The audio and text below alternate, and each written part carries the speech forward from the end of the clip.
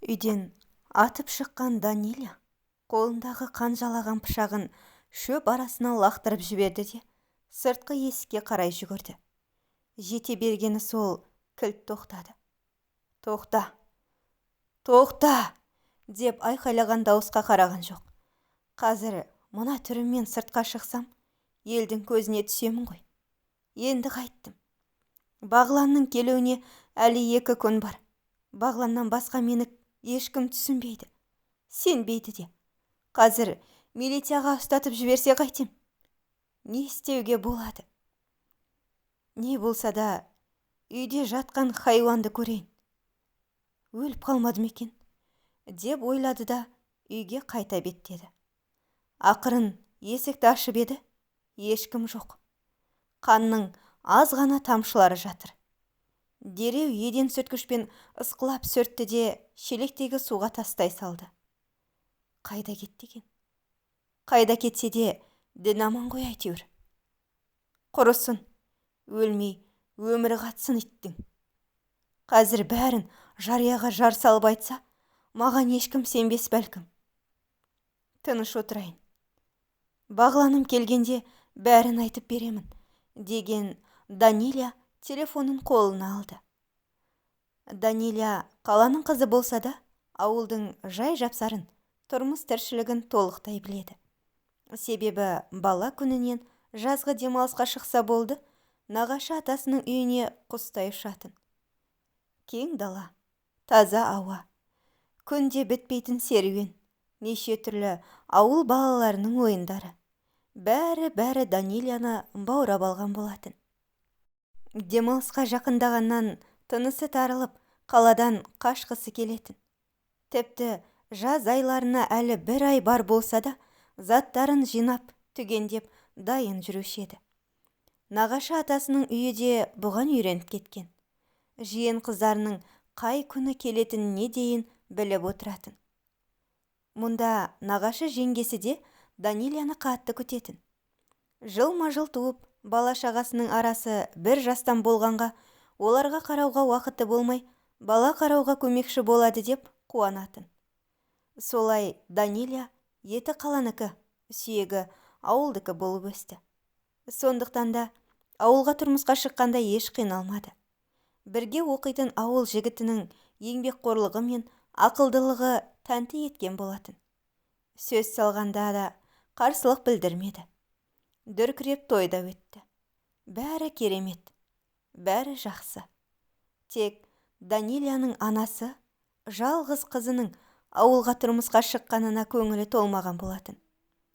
Ал мына жағдайды естісе, анасы сөзсіз алып кететіні анық. Даниля сыртта біраз отырды да, бағанағы лақтырған пышағын іздей бастады.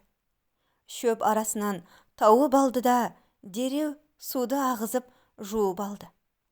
Үйге кіріп, есікті ішінен іліп алды. Сөйтті де кереуетке отыра кетті. Іштегі ашу ызасы көз жанарынан шығып жатыр. Өз-өзін тоқтата алмай еңкілдеп жылаған ол өткен өмірін есіне алды. Өмірлік жұбым деп таңдаған жігітімен ауылға қол ұстасып келген күні бұларды бір топ ағайын туыс күтіп алды. Барлығы тойға дайындалып, келін келді деп асыға күтіп жүр екен. Беташар тойы өтіп, қуғыншылар да келіп кетті. Бір қызығы, қуғыншы болып Даниляның өз анасы келді. Жалғыз қызының ауылға тұрмысқа шыққанына риза емес екені анық. Сондықтан да өз көзімен көріп біліп, үй жайларын байқап қайтайын деген оймен келген болатын. Ауыл адамдарына бұл әрине қызық көрінді. Себебі құдағидың қуғыншы болып келгені осы уақытқа дейін болмаған жайт еді. Құдағи келген соңда шарт қойып кетті. Қызыма ақ көйлек кигізіп, той бересіңдер деп кетті. Ұялып қысылып тұрған Даниля қойсаңшы мам дегеннен басқа ештеңе айта алмады. Келіндік өмір басталып та кетті. Ауылға келін болған қалалық қызды көруге бәрі құштар болатын. Әппақ үкілі орамалмен әппақ келін үй тірлігін істеп жүр. Келіншегіне тамсана қараған Бағлан таңғы асын ішті де егістікке әкесіне көмекке кетті. Ауылда ешкімнің артық уақыты жоқ. Барлығы өз тірлігімен шығып кетеді. Үйде жалғыз қалған жас келін алаңсыз үй тірлігін жасап жүрген. Есіктің ашылған дыбысын естісе де орамалын дұрыстап кіре беріске беттеді. «Қалайсыңдар, келін? Үйде кім бар?» деп бір кісі кіріп келді. «Саламатсыз ба?» деп сәлем салған келін үйде жалғыз екенін, барлығы сыртта екенін айтты. «Мен көрші, қарама-қарсы үйдегі қайнағаң боламын. Беташар тойға келе алмадым.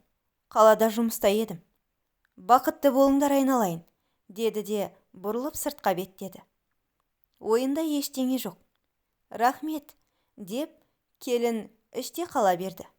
Әлгі кісі есікке жете бергенде бұрылып тағы бір рет қарады да шығып кетті. Кешкісін кешкі дастархан үстінде жас келін әлгі көрші қайнағаның келгенін айтып еді.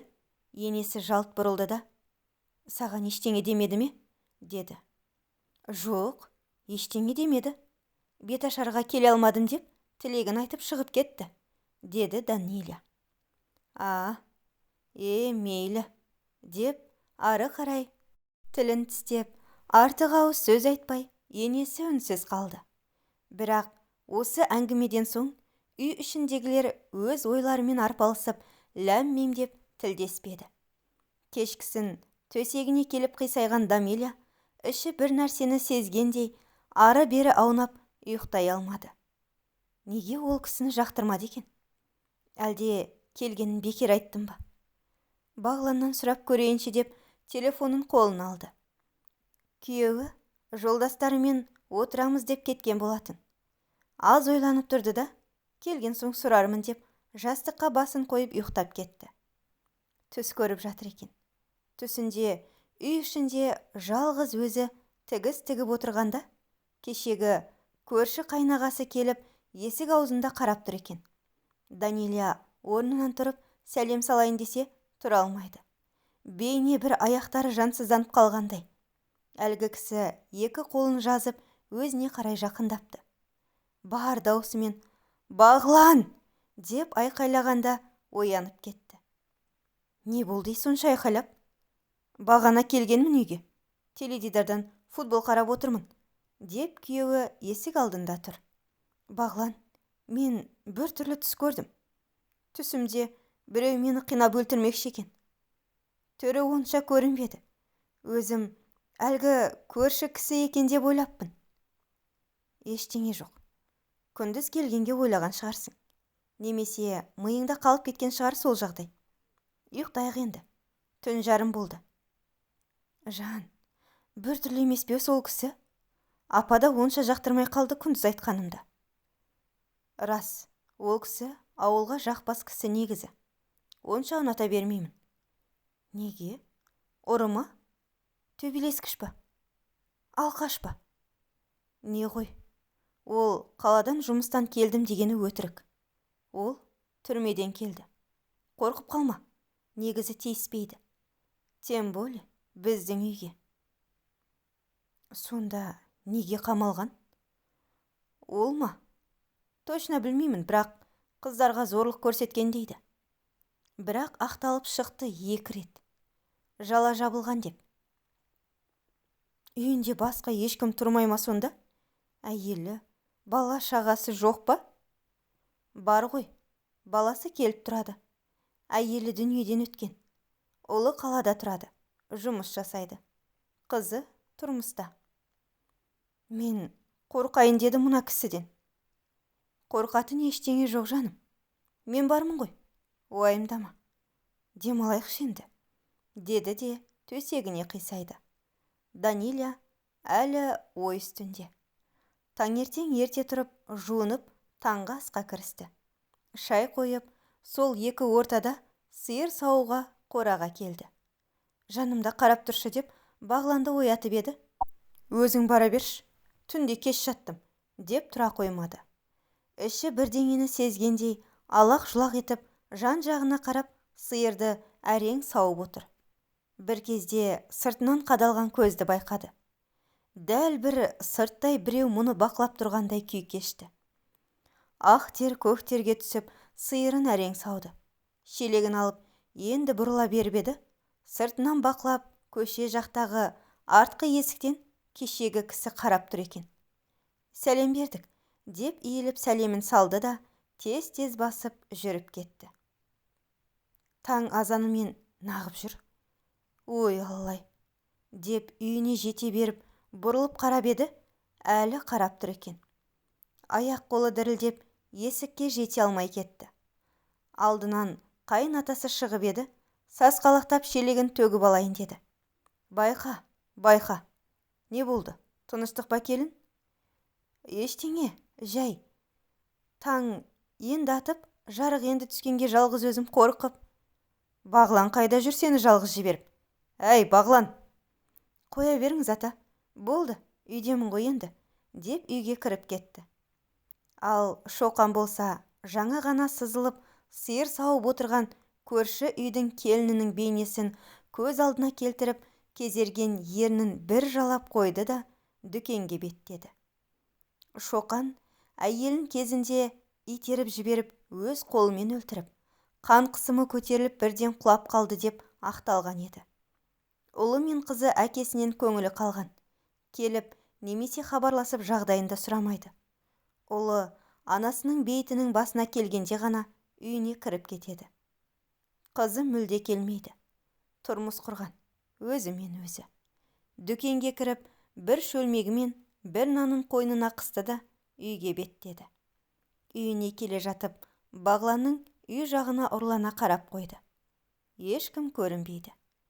Әнеу бір жерде мал қорасын тазалап, үй иесі жүр. «Ассалаумағалейкум». «Уағалейкум». Шоқан, қалай жағдай?»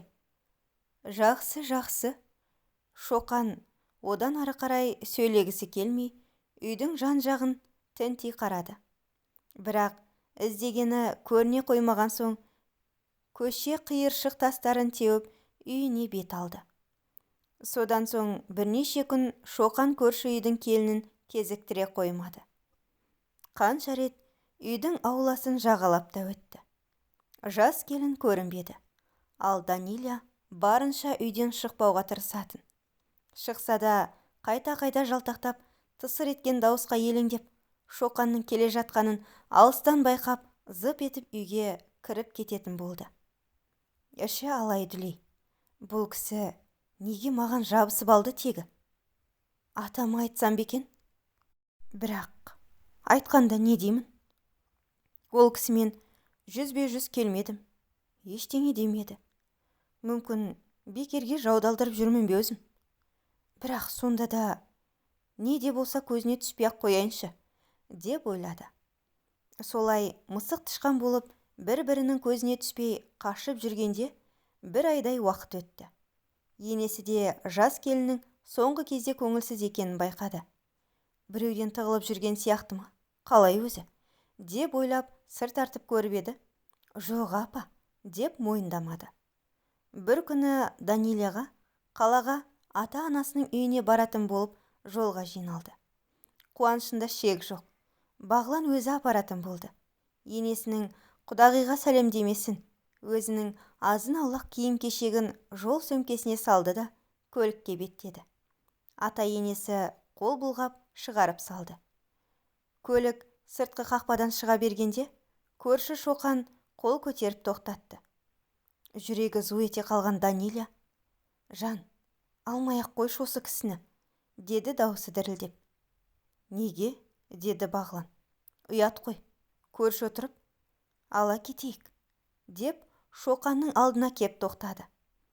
Артқы есікті ашып отырған Шоқан көршісімен күлімсіреп амандасты. «Бағланбай, қалайсың? Амансың ба келін?» «Иә, қайда шықтыңдар?» «Қайын жұртқа көрші, қонақ болып, төс жеп қайтайын дедім». Дұрыс, деп көршісі сығырайған көзімен жанындағы келінге ұрлана қарады. Жас келін терезеге телміріп, теріс бұрылып алған. Оны мұны әңгіме еткен болды да, Бағлан өз ойымен Шоқан өз ойымен кетті. Ал Даниля ертерек мына кісі түсіп қалса екен деп іштей Құдайға жалынып келеді. Бір кезде тізесіне бірдеңенің тигенін байқап селк ете түсті. Бері қарауға жүрегі дауалар емес. Көзін жұмған күйі өтірік ұйықтаған болып іштей қорқып отыр. Сәлден соң жаңағы тізесіне тиген нәрсе санына кеп тиді.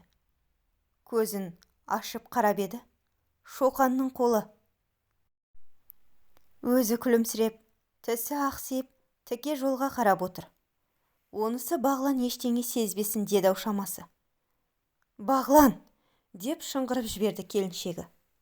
Рульде келе жатқан күйеуі сасқалақтап тежегішті бірден басып еді. Көлік шиқылдап барып тоқтады. «Не болды? Тыныштық па?» деп көздері алақандай болып артына бұрылды. Келіншегі есікті ашып сыртқа шықты. Қалтырап жыламсырап тұр. Шоқан ештеңе түсінбеген адам құсап: «Не болды? Айналайындар-ау, зәремді ұшырдыңдар ғой», деді көліктен түсіп. Даниляда еш жоқ. Екі ойлы болып, не айтарын білмей, не айтпасын білмей тұр. Айтайын десе, мына малғұн мойындайтын түрі жоқ. Бекерге күйеуім басқаша ойлап қалар деп тілін тістеп қалды. «Мен алдына отырайыншы, Бағлан», деген жас келін күйеуінің жауабын күтпестен тез-тез басып көліктің алдыңғы орындығына отырып алды. «Саған не болған бүгін?» «Ештеңе, жүрегім айнып жатыр. Еркін отырайыншы дедім. Артта сөмкелер бар, қысылып кеттім», деді жанарынан тамған жасты сүртіп. Тамағына өксік тығылып әрең отыр. Күйеуі тағы бірдеңе десе тоқтай алмай жылап жібермекші. Осылайша көлік қалаға қарай бет алды. Бірақ ойындағыдай ештеңе болмаған соң Шоқан жақын маңнан түсіп қалайын деп ел жоқ, жер жоқ жерден түсіп қалды. Бағлан көлікті жүргізіп келе жатты да аяқ астынан кілт тоқтады. Келіншегіне бұрылып: «Осы саған не болып жүр, жан? Соңғы кезде бір түрлісің. Шоқаннан қашып жүргеннен саусың бөзі», деді күліп. «Жоға, неге қашам?» «Онда неге айқайладың?» «Айттым ғой, жүрегім айнып кетті деп». «Болды, жүрші, тезірек жетейік». «Жарайды, бірақ менен ештеңе жасырма. Біреу тиісіп қорқытса, маған айт. Жарай ма?» деп келіншегінің қолын қысты. Көлік қайта жолға шықты. Даниля төркінінде 3-4 күн болды. Анасының мінезін білетін ол ештеңе айтпады. Бәрі жақсы деп құтылды. Ауылға қайтатын болып Бағланды шақырған еді. Қайтарда екеуі ғана болған соң көңілді келді. Есіктің алдына келгенде тағы да түрі бұзылып кетті. Қайнатасы көрші Шоқанмен әңгімелесіп көшеде тұр екен. Негізі Шоқанның ауыл адамдарымен тілдесуі сирек. Көпшілігі ұната бермейді. Көліктен түскен Даниля сәлемін салды да тез-тез басып үйге кіріп кетті. Енесімен амандасып, әкелген сәлемдемелерін шығарып, сыйлықтарын табыстаған соң шайға кірісті. Енесі келінінің осы қасиетін жақсы көреді. Айтқызбай тірлік жасайды деп көршілерге де мақтанып отыратын. Осылайша уақыт сырғып өте берді. Соңғы кезде келінінің жүрегі айнып, ұйқышыл болып бара жатқанын байқаған енесі оны жақсылыққа жорыды. Ойлағанындай-ақ келіні жүкті екен. Асты үстіне түсіп, келінінің жағдайын жасап, ауыр тірліктің бәріне Бағланды жұмсап, үй іші қуанышты. Анда-санда үйге Шоқан келсе, келінін тасада ұстау мақсатында бөлмесінен шығармайды. Енесі жалпы Шоқанды ұнатпайды. Тыжырынып, соны көрсе кірпіші жиырыла қалады. Үйге келмесін деп шалына да қаншама рет айтты. «Қызықсың, үйге келме деп қалай айтамын? Ол да адам ғой, келе берсін», дейтін шалы. Бір күні үйде Данилядан басқа ешкім қалмады. Атасы мен Бағлан көрші ауылға кеткен болатын. Енесі базарға кеткен. Үйді жинап жүрген Даниля есіктің тырс еткен даусын құлағы шалып қалды. Дереу сыртқы есікке беттеді. Ондағы ойы Бағлан келген екен ғой деген еді. Бірақ ешкім жоқ. Ары бері біраз қарап көрді де бөлмесіне өтті. Алдынан ыржиып Шоқан шыға келді. Дәл бір ауру адамша ыржалақтап күле берген ол. «Келін», деді Данилияға жақындап. Қорыққаннан қолдары қалтырап кеткен келіншек: «Сіз мұнда не істеп жүрсіз? Шығыңыз үйден», деді даусы дірілдеп. «Қайда кетем? Сен секілді сұлу әйел тұрғанда». «Жоғал», дедім мен. Бәлем, ақыры қолыма түстің бе?» деген Шоқан есік алдында тұрған Данилияға қарай атылды. Есіктің тұтқасынан ұстап дайындалып тұрған ол дереу кіреберіс бөлмеге атып шықты да есікті тарс жапты. Шығам деп есікке беттеген Шоқанның қақ маңдайына есіктің жақтауы тарс етті де қан бұрқ ете қалды. Дереу асханаға жүгірген келіншектің көзіне ештеңе көрінер емес. Бар ойлағаны мына пәлекеттен тезірек құтылу. Тартпадан қасықтардың арасынан пышақты көріп қалды да жұлып алды. Жүгіріп қайта шықты. Алдынан маңдайын ұстап Шоқан келе жатыр екен. «Жолама, дедім саған, сойып өлтірем». «Сендей батырлардың талайын көргем, Қаншық. Алдымен пышақты дұрыс ұстап үйрен». Қолына қараған келіншек пышақтың ұшынан ұстап алғанын байқады. Дереу пышақтың сабынан ұстады да қайта Шоқанға қарай меңзеді. «Сойып өлтірем. Сотталып кетсем де сойып өлтірем». «Қане, көрсет батырлығыңды, сұлуым. Елге күлкі болып масқараңды шығарамын. Өзі жабысты деп атыңды бұлғаймын», деген ол тағы бір қадам басып Данилияға жақындады. Өз-өзін ұстай алмай қалған келіншек пышақты бар күшімен Шоқанға қарап сілтеп қалды да қайта суырып алды. Пышақ барып дәл ішіне кірген көрші еркек ыңылдап барып жерге гүрс етіп құлады. Қан сорғалаған пышағын қолынан тастамай далаға жүгіріп шықты. «Не істедім мен? Не істедім? Өлтірдім бе? Енді не болады?» деп іштей дірілдеді. Қақпаға қарай жүгірген ол кілт тоқтады да ойланып тұрып қалды. «Қазір мына түріммен сыртқа шықсам, елдің көзіне түсемін ғой. Енді қайттым. Бағланның келуіне әлі 2 күн бар. Бағланнан басқа мені ешкім түсінбейді, сенбейді де. Қазір милицияға ұстатып жіберсе қайтем? Не істеуге болады? Не болса да үйде жатқан хайуанды көрейін. Өліп қалмадым екен», деп ойлады да үйге қарай беттеді. Ақырын есікті ашып еді, ешкім жоқ. Қанның аз ғана тамшылары жатыр. Дереу еден сүрткішпен ысқылап сүртті де шелектегі суға тастай салды. Қайда кетті екен? Қайда кетсе де дін аман ғой әйтеуір. Құрысын, өлмей өмірі қатсын ит. Қазір бәрін жарияға жар салып айтсам, маған ешкім сенбес бәлкім. Тыныш отырайын. Бағланым келгенде бәрін айтып берем, деген Данилия телефонын қолына алды. Бірақ күйеуінің телефоны сөндіруледі. Данилия сыртта біраз отырды да бағанағы лақтырған пышағын іздей бастады. Шөп арасынан тауып алды да дереу суды ағызып жуып алды. Үйге кіріп, есікті ішінен іліп алды да кереуетке отыра кетті. Іштегі ашу ызасы көз жанарынан шығып жатыр. Осылай отырып түс ауып кеткенін сезбей де қалыпты. Сағатқа қарап еді, үйдегілердің келетін уақыты болып қалыпты. Орнынан сүйретіліп тұрған келіншек бар мән жайды айтамын деп шешті. Жұрт не десе де, кімге сенсе де, енді маған бәрібір. Маған өз өмірім қымбат. Бұлай жүре берсем, бір күні өлтіріп кетуден де тайынбайды. Өз-өзімді қорғаймын деп жүріп, өліп кетермін деп ойлады. Кешкі асты көңілсіз жүріп жасады да, есікті іліп төсегіне қисайды. Басы сынып ауырып тұр. Енді көзі ілініп барады екен.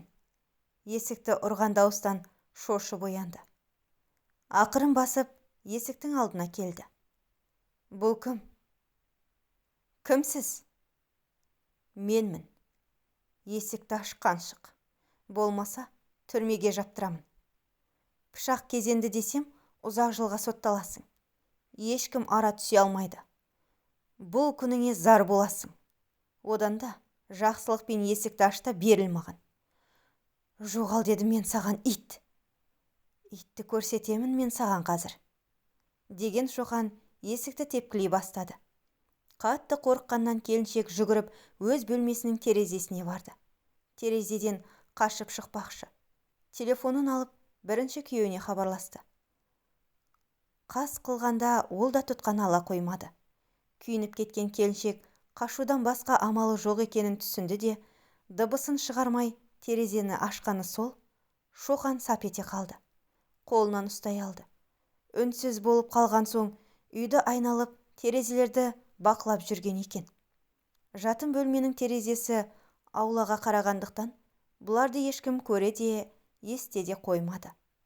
Шоқанның қолынан қатты тістеген келіншек ойбайлап қолын тартып алған Шоқанды бар күшімен итеріп жіберді. Терезе алдындағы гүл отырғызып қоршаған шарбаққа шалқалай құлаған ол, ой әкеңнің деп ішін ұстап отыра қалды. Бағанағы жараланған жер екен.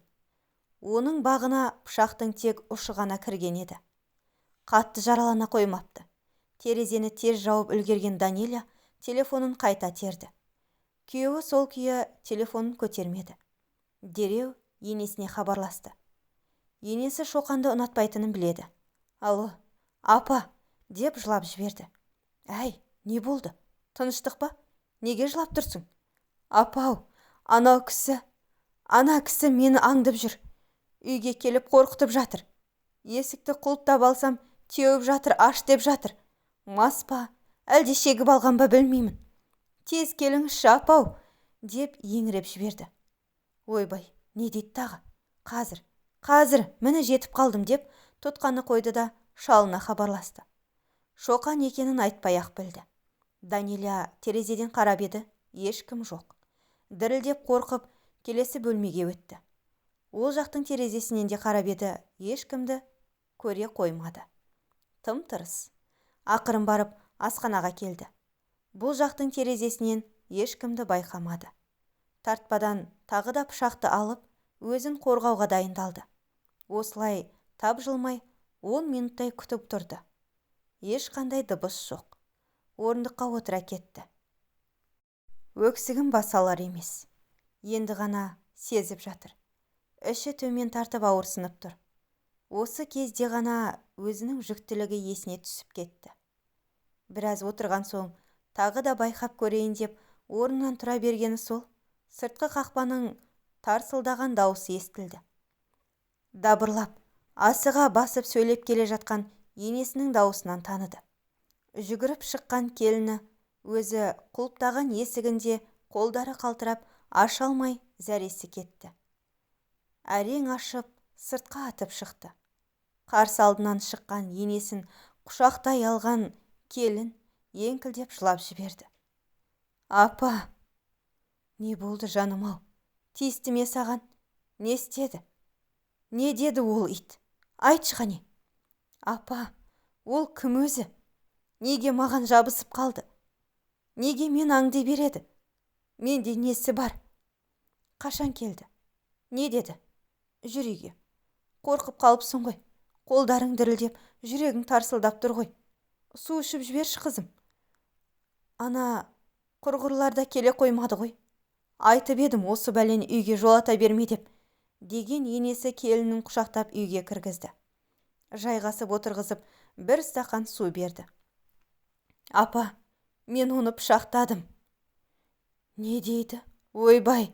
Деген енесінің қолындағы стақан тарс етіп жерге түсті. Өліп қалды ма? Қайда енді ол?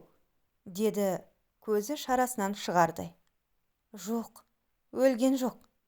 Қалай кіргенін білмеймін, бірақ пышақ қан болды, апа. Ол сонда да тірі. Біраз уақыт көрінбей кетті де, қайта келіп мені қорқытты. Түрмеге отырғызам деді. Егер мен оған берілмесем, бүкіл ауылға мына қатынның өзі жабысты деп айтам деді. Егер шынымен солай айтса, елдер мені не деп ойлайды, апа? Құдай ақы, мен оған қараған емеспін. Ондайды ойлағанда емеспін, апа, шын айтам. Деп келіні еңкілдеп жылағанын тоқтата алар емес. Болды, жылама қызым. Оның сөзіне кім сенер дейсің? Қорықпа. Болды, өкпеңді бас. Мә, су ішіп жіберші тағы да. Атан келсе, оңдырмаймын ол қақпасты. Қартайғанда құтырған қақпастың жанын шаңша қағып, біздің үйге беттей алмастай етемін оны.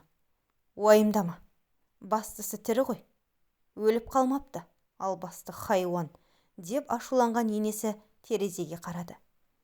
Екеуі осылай отырғанда күн кешкіріп, үйге күйеуі мен қайынатасы қосарлана кіріп келді. Орнынан атып тұрған енесі үйге кірген екеуге қарсы: айттым мен, саған сол бәлені үйге жолатпа деп. Көр енді не болғанын. Келініңе көз тігіп жүр хайуан. Келін бейшара қорыққаннан өзін қорғаймын деп пышақтап жіберіпті. Не дейді? Кімді? Шоқанды ма? Қайда қазір? Тірі ме? Келінге тиісіп жүрме? Деген қайынатасы сөздің төркінін түсіне алмайды ал. Күйеуі де түсінбей қайта-қайта сұрақтың астын алды. Мәселенің мән жайына қанық болған үй іші енді не істейтіндерін ақылдасып отыр. Тек Бағлан ғана шыдап отыра алмады. Қазір өзім ақбауыздап өлтірем ол малғұнды. Көрсетем мен оған біреудің әйеліне көз тіккенді, деп үйден атып шықты. Артынан айқайлап тоқтатпақшы болған ата-анасына да, келіншегіне де қарамады.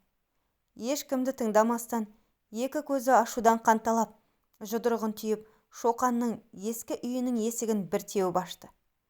Төрде сықырлаған жалғыз кереуетте шалқасынан жатқан Шоқанды көрді. Әлсіз қимылдап, орнынан көтерілмекші болған оны Бағлан жұдырығымен жағынан салып қалды. Аузынан қан бұрқ ете қалған ол кереуетке жабысты да қалды. Аузына қан толып, түкіруге орнынан тұра бергенде Бағлан аяқ киіммен дәл кеудесінен бір тепті. Ыңқ етіп кереуеттің арғы жағындағы орындықтың үстіне бел омыртқасымен түсті. Тұруға шамасы келмей қансырап жатса да, ызадан күлген ол: бейшара, келдің бе? Қатын керек боп қалды ма? Ал сен қатыныңа керексің бе өзі? Жап аузыңды, бауыздап өлтірем. Қатының маған құмартып жүргенін білесің бе? Өшір дедім саған үніңді. Болмаса, мен неге бара берем үйіңе? Өзі шақырады мені. Құмарын қандырып алып, өтірік маған тиісті деп мүләйімсіді ме? Елден жасыру үшін соңында өзіме пышақ ала жүгірді. Хайуан, өлтірем сені. Сотқа берем. Пышақта саусақ іздері бар. Осылай айтамын. Көреміз сол кезде елге қай бетімен қарайтынын. Бағлан Шоқанды желкесінен ұстады да сүйреп келесі бөлмеге өтті. Сотқа дейін тірі болсаң айтасың оны, деді де үйінен алып келген пресс жібін мойнына салып, келесі бөлмеге сүйрей жөнелді. Бірдеңені бүлдіретінін сезген ата-анасы артынан жүгіріп дер кезінде келді. Болмаса Шоқанның да, Бағланның да жағдайы мүшкіл еді. Бірі соңғы демін алса, бірі темір тордан бірақ шығатыны анық. Әкесі алдын жеткен соң Бағланның қолындағы жіпке жармасты. Жіберіңіз, пап, бұл малғұнның өлсе өлігі артық, деді көздері қанталап. Қой балам, жібер, қолыңды бұл харамның қанымен былғама, жібер оны. Екеуі жанталасып, Шоқанға жармасып таласып жатқанда, артынан жүгіре жеткен анасы айқайлап жіберді. Әй, жек сұрын неме, осыдан келініме бірдеңе болса, сені аямаймын. Өзім өлтіремін, хайуан, деп қос қолдап ұра берді. Сіз неге келдіңіз, мама? Балам, тез, жедел жәрдем шақыр. Келін, ішім ауырып жатыр дейді. Сірә қатты қорқып қалған-ау. Балаға бірдеңе болмасын. Даниля қалай? Ауырдым дейме? Қазір өзім апарамын ауруханаға. Олар келем дегенше, деп Бағлан Шоқанды жібере салды. Сылқ етіп еденге құлаған Шоқан тұруға әлі келмей жатыр. Бағлан оның ішінен бір тепті де кіжініп, осыдан балама, келіншегіме бірдеңе болса, күнім бітті дей бер, деп бетіне бір түкірді де шығып кетті. Артынан ата-анасы ілесе шықты. Шоқан ешкімге қарағанда жоқ. Үйге келсе, келіні өз бөлмесінде екен. Төсегінде ыңырсып жатыр. Дереу көлікке отырғызды да, анасы мен келіншегін отырғызып, аудандық ауруханаға жүріп кетті. Қайын атасы үйде қалып, Шоқанмен сөйлеспекші болып шешті. Түннің бір уақытында үйге кіріп келген Бағлан мен кемпірін көрген ол дереу келінінің жағдайын тәшпіштеп сұрай бастады. Үнсіз отырған Бағлан әкесінің сұрағын жауапсыз қалдырып, басы салбыраған күйі бөлмесіне кіріп кетті. Әйеліне бұрылып тағы да сұрағын қайталады. Келін қалай? Жағдайы жақсы ма? Ауыр. Баласын тастап қойды. Көп қан жоғалтты. Қазір демалады. Кіре алмайсыздар деген соң таңертең келеміз деп кеттік, деп сылқ етіп отыра кетті. Бұл түні Бағланның отбасы үшін өте ұзақ түн болды. Көз ілмей, кірпік қақпай таңдатырды. Уақыт шіркін өтер емес. Таң қылаң бере үшеуі де ауруханаға аттанды. Келіндері көзін ашып, біраз өзіне келіп қалыпты. Аллаға шүкірлігін айтып, Даниляны палатаға шығарып, Бағлан жанында қалды да, ата-анасы үйіне қайтты. Әкесі үйіне келе сала, Шоқанның үйіне қарай беттеді. Әйелі, анау хайуанды ұрып, өлтіріп қойып, бәлесіне қалма, жазасын заңды түрде алсын деп дайындап жіберді.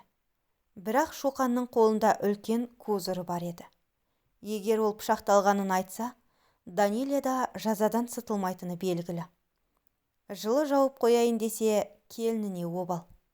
Не де болса барып сөйлесейін деп, Бағланның әкесі аяңдап келеді.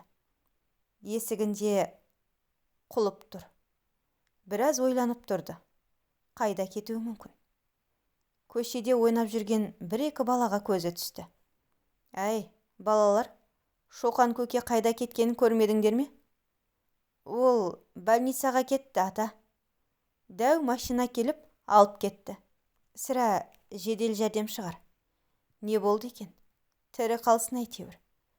Пышақ жанай өткен еді, өлетіндей емес. Көп қан жоғалтқан шығар, мүмкін, деп отағасы үйіне қайтты. Арада 2 жеті өтті. Даниля үйінде. 1 жеті ауруханада жатып шықты. Үйге келіп те мардымды ештеңе ішіп жемей жүр. Бүгін таңертең енесі батыл-батыл сөзбен қатты айтты. Қашанғы бұлай жүре бересің? Өз денсаулығыңды да ойласаңшы. Асқазаныңда ауырып тынатын болды ғой. Әлі жассың. Маған талай немере туып бересің. Жиналсаңшы біраз. Әрине, бізге де оңай емес. Алғашқы немереміз деп қатты күткен едік. Алланың ісі. Амал жоқ енді. Жылай берме болды, деді. Ойланып қараса, расында түрінен түр қалмапты. 2 беті салбырап, жағы қушиып кетіпті. Енесінің мына сөздерінен соң Даниля кішкене бой түзеп жинақталайын деді. Бағланның да құр сүлдері жүргенін ойлады. Демеу боп, келіншегінің көңілін аулап та әбіржіп кетті. Ал Шоқан сол күйі ауылға оралмады. Өмірлері қайта бір қалыпқа келіп, үй ішінде жарқын-жарқын көңілді күлкілер шығып, өмірлері жалғасып жатты. Тек Бағлан ғана іштей Шоқанға кектеніп жүр. Ол менің баламды өлтірді. Мен бәрібір жайдан жай қоя салмаймын. Оның түбіне жетемін, жетер жеріне, деп ойлап жүрді. Бір күні Даниля алаңсыз қақпаның алдын сыпырып жүрген. Атасы мен күйеуі жұмыста. Енесі үйде теледидар қарап отырған. Үйге келіні жүгіріп кірді. Апа, деді көздер жасаурап. Не болды? Тыныштық па? Ана кісіні көрдім. Кім ол? Шоқанды. Үйдің алдында отыр екен. Көшеде, қақпаның алдын сыпырып жүредім. Саған бірдеңе деді ме? Жоқ, тіпті бұрылып та қарамады. Албасты малғұн. Шықпа көшеге. Кешке атаң айтамыз. Жүрегі дүрсілдеп, Данилияның тағы мазасы кете бастады. Апа, көшіп кетейікші. Қашанғы қорқып өмір сүреміз. Қайда барамыз жаным-ау? Біреуден қорқып көшіп кеткеніміз ақылға қонымсыз нәрсе ғой. Кешке сөйлесеміз, жарай ма? Оған дейін үйде жүре тұр. Деді де өзі орнынан тұрып сыртқа беттеді. Онысы Шоқаннан хабар алайын дегені болатын. Қақпа алдына шығып ары-бері қарап еді, Шоқанды көре алмады. Есігі ашық тұр. Баруға батылы бармады. Барғанда не айтады? Әліптің артын бағайын. Не болса да деп, кештің болуын күтіп, үйіне кірді. Күткен кезде уақыт та өтпей кетеді ғой шіркін. Есікті іштен ілді де келініне жатып демалып ал, деп өзі бөлмесіне кетті. Данилия ойланып жатып көзі ілініп барады. Ойы ары қарай түске жалғасып кетті. Түсінде Шоқан үйіне кіріп келіп, бұған тарпа бас салып жатыр екен. Артынан Бағлан келіп, басынан балтамен ұрып өлтіріп қойыпты. Қатты қорқып Бағланды құшақтап жылап жатыр. Сырт еткеннен оянып кетіп еді, жастығы суланып жылап жатыр екен. Арасында өкпесін бас алмай, екі иығы селк-селк етеді. Келген атасы мен Бағлан екен. Есікті енесі ашып, енді үйге кіріп келе жатыр еді. Кешкі астың үстінде көргендерін айтып берді. Үй үшін қалың үнсіздік басты. Әркім өз ойымен. Енесі, баласы келіпті ғой деді. Қазір үйінде ме екен? Білмедім, қазір қайда екенін. Көршіден естідім, ұлы келіпті дейді. Үйінің алдында бесақаға шалынып, ішіне темір ұшы кіріп кеткен екен. Ауруханаға жатып шығыпты. Соған ұлы келіпті деді, мына көршіміз, деді енесі. Демек, ауруханада осылай айтқан болып тұр ғой, пышақ тиген жерін. Арада 2 күн өткенде Шоқанның баласы үйге келді. Әкесінің қандай адам екенін іштей білетін сияқты. Кінәлі адамша жалтақтай береді. Біраз сөзге тартып еді, Шоқанның барлық шынайы келбетін айтып берді. Амалсыз әкесі болған соң жүргенін айтты. Шоқан бала күнінен психикалық аурумен ауырады екен. Уақыт өте келе ол ауруынан айығып, жігіт болып үйленіп, отбасылы болыпты. Бірақ кейін ауруы қайта қозғаған болуы керек. Әйелін себепсіз ұрып соғатын көрінеді. Әйелінің ешкімі жоқ. Балалар үйінде тәрбиеленген екен. Ал Шоқанның туыстары баяғыда-ақ теріс айналған екен. Анасы қайтқан соң көзі қызына түскен Шоқан өз қызына да қорлық көрсеткен екен. Ұлы араша болып, үлкен пәлекеттің бетін қайтарыпты. Содан қызы мен ұлы кәмелет жасқа толғанша әкесінен таяқ жеп өскен екен. Өз қолдары өз ауыздарына жеткен соң екеуі де қалаға кетіпті. Сол жақтан қызы тұрмысқа шығып, ұлы жұмыс жасайды. Әкесінің қаладағы ауруханаға келгенін естіп, әкесі хабар бергізген соң амалсыз келіпті. Ауылда да тыныш жүрмегенін естіп, қазір міне көңілі түсіп отыр. Қазір ауруы асқынып, көзіне ештеңе көрінбей жүрген сияқты. Айып етпессіздер. Қайтейін, өз қолымды өзім кесем бе? Ит те болса әкем ғой. Әкем сияқты болмайын деп барынша алыс ұстадым өзімді. Бірақ басқаға зияны тиіп жүр екен. Қалаға алып кетіп емдетпесем болмайтын сияқты деп жүзін төмен салды. Мойыма балам, ата-анаң жынды болса байлап бақ деген сөз бар. Қанша қорлық көрсетсе де тастамаймын дегеніңнен ақ нағыз жігіт екеніңді анық білдім. Бірақ бұлай өмір сүре берсе, қалада да біреуге зияны тиіп кетуі мүмкін ғой. Сонда қайтпексің? Білмеймін, деді басын төмен салбыратып, шекесін ұстаған күйі. Ұзақ әңгімелескен жас жігітпен үй іші түс ауғанша отырды. Дәм ауыз тиіп, бата қайырып, жас жігіт үйіне қайтты. Ертеңіне Шоқанның үйінің алдында көлік тұрғанын байқаған Бағланның әкесі ақырын солай қарай беттеді. Кешегі жас жігіт әкесін сүйеп үйден шығып келеді екен. Көлікке отырғызды да сыммен қоршалған шарбаққа қарай жүрді. Бағланның әкесімен қос қолдап амандасты да, қалаға кетіп барамыз, деді жүзі солыңқы түрде. Мейлі балам, аман бол, жолың болсын. Қалаға барып, психикалық ауруханаға жатқызатын болдым. Әзірге өзі білмейді. Бір күні болмаса бір күні біреуге оңбай зияны тиіп кетеме деп қорқамын. Дұрыс жасадың. Ал, жақсы, жолың болсын, деп батасын беріп арқасынан қақты. Көлік жүріп кетті. Бағланның әкесі үйіне бұрыла бере, Шоқанның ескі үйінің терезе тұсына үй сатылады деп ілінген картон қағазды көрді.